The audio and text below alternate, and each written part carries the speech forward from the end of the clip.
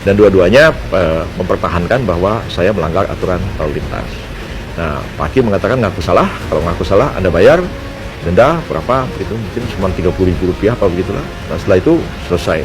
Tapi saya mengatakan saya tidak terima, ya saya merasa tidak salah. Kalau begitu saya bilang, kalau diputus saya bersalah, maka saya akan mengajukan kasasi ke Mahkamah Agung. Nah, hakimnya kaget. Saya ingin sedikit cerita. Peristiwa ini sudah terjadi lama sekali, ya, kira-kira tahun 1991. Ya.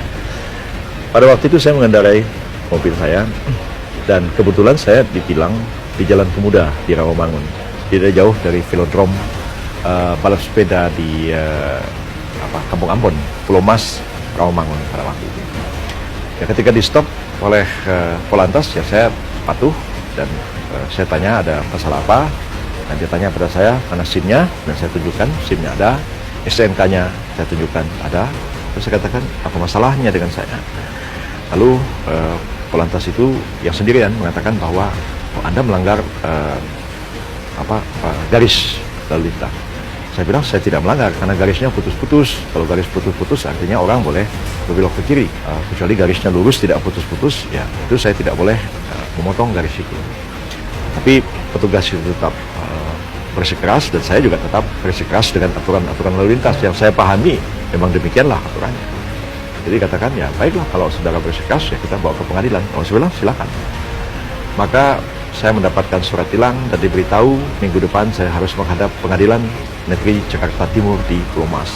Saya pada waktu itu tinggal di Ciputat, jauh sekali. Sekarang ini sudah masuk Kabupaten Tangerang dan Provinsi Banten. Datanglah saya kira-kira jam 9 pagi ke Pengadilan Negeri Pulau Mas. Banyak sekali orang di situ mau menghadiri sidang tilang. Rata-rata itu orang biasalah, banyak sekali supir angkot, supir kendaraan umum yang lain, yang juga menunggu di tilang. Tapi tunggu itu sampai jam 1 siang, itu belum juga sidangnya dimulai. Banyak orang mulai gelisah, dan ada beberapa calo juga di situ mengatakan, Pak, ngapain nunggu lama-lama? Bapak bayar aja 50.000, selesai, SIM Bapak dikembaliin. Saya bilang, nggak apa-apalah, saya mau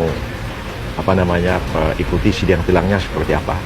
Nah, ada orang sebelah saya sambil minum kopi di warung, saya nanya, bos, ente narik di mana katanya. Oh, saya bilang di Senayan. Jadi dikira saya supir taksi. Ketawa aja. Jadi ngobrol semua begitu ya. Akhirnya sudah kira-kira jam 2, ya, sidang dimulai dan saya pun dipanggil ke depan. Panggil, ditanya sama hakim, Anda ngaku salah? Saya bilang enggak, saya merasa enggak salah. Oh, kalau Anda enggak ngaku salah, ini bisa bertele-tele. Ya nggak apa-apa, saya bilang, ikutin aja. Oh, kalau gitu polisinya harus dipanggil. Ya silakan, saya bilang. Kalau gitu sidang ditunda. Tunda minggu depan. Jadi, waduh, tunda lagi minggu depan, saya datang lagi. Biasa, jam 9 sidangnya mulai kira-kira jam 2 itu. Jam-jam duduk di pengadilan. Pada waktu itu, polisinya dihadirkan. Polisinya 2 orang. Terus saya bilang, waktu itu yang nilang saya cuma 1 polisinya. Kok sekarang jadi 2? Bagaimana ceritanya? Dan dua-duanya mempertahankan bahwa saya melanggar aturan lalu lintas. Nah, Pak Hakim mengatakan ngaku salah, kalau ngaku salah Anda bayar denda berapa, begitu, mungkin cuma Rp30.000 apa begitulah. Nah, setelah itu selesai.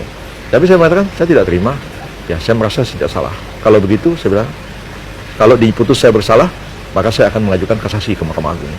Nah, hakimnya kaget, ya kaget karena dikira saya waktu itu belum banyak orang kenal seperti sekarang ya. Dia nggak tahu juga siapa, lihat namanya, oh dosen ya, bang, ya dosen Fakultas Hukum UI.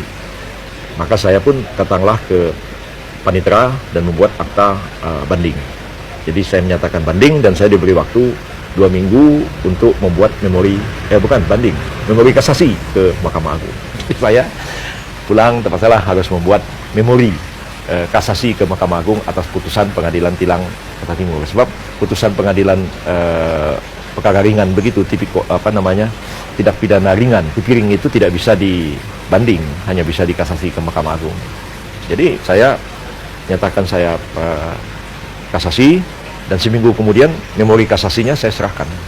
Dan saya minta keterangan dari pengadilan bahwa SIM saya dijadikan barang bukti, ditahan di pengadilan, supaya saya tidak ditilang lagi dengan alasan saya tidak punya SIM. Jadi saya dapat surat keterangan bahwa SIM saya dijadikan barang bukti di persidangan pada tingkat kasasi di Mahkamah Agung. Jadi saya tunggu itu ya. dari tahun berapa ya, tahun 89 lah ya, jadi 91 ya, bertahun-tahun itu nggak ada ceritanya. Jadi selama itu saya nggak punya SIM. Yang saya kantongin adalah bukti bahwa SIM saya itu dijadikan barang bukti. Jadi lama sekali baru terjadi itu, menjelang saya jadi Menteri Kehakiman ya, tiba-tiba saya mendapat putusan dari Mahkamah Agung bahwa perkara saya dimenangkan. Jadi saya dimenangkan dalam kasus pelanggaran lalu lintas itu kira-kira sudah ya 8-9 tahun kemudian baru ada putusan kasasi dari Mahkamah Agung. Dan saya pun ketawa-ketawa dan tidak lama sudah itu saya jadi Menteri Kehakiman, dan di zaman itu pengadilan itu berada di bawah Menteri Kehakiman. Jadi administrasi, personil, keuangan, fasilitas, semua itu berada di bawah Menteri Kehakiman. Baru tahun 2004, jadi zaman saya itulah ada pemisahan antara pemerintah dengan yudikatif seluruhnya, dan saya menyerahkan pengadilan itu kepada Mahkamah Agung.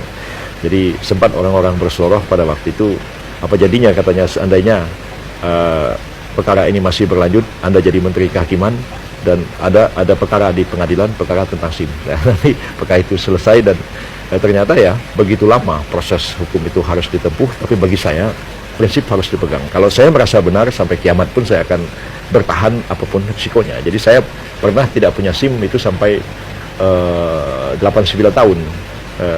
Bukan tidak punya SIM ya, karena SIM-nya masih dijadikan sebagai barang bukti di persidangan.